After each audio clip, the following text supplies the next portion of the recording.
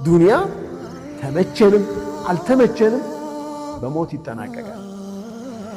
አኺራ ግን ኻሊዲነ ፊሃ ሁለቱም ጀነቱም ኻሊዲነ ፊሃ ጀሃነሙም ኻሊዲነ ፊሃ። ለየትኛውም ቅድሚያ መስጠት እንዳለበት አቅል ያለው ሰው ያውቃል። ከዚህ የሚያስወጣን አታላይ ነገር ላይ ንቁ መሆን ይጠይቃል ማለት ነው።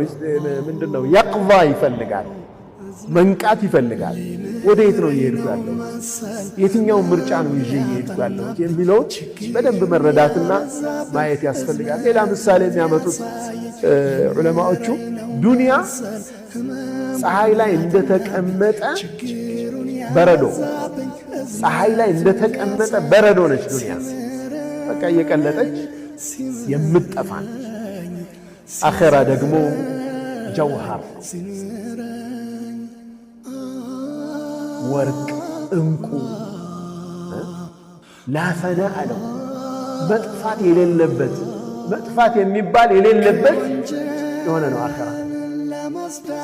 ሙእሚን የሚመርጠውን በደንብ ያውቃል። በዱንያና አኺራ መካከል ያለው ልዩነት በተረዳነውና የቂን ባለው ልክ ዙህዳችን ይመጣል።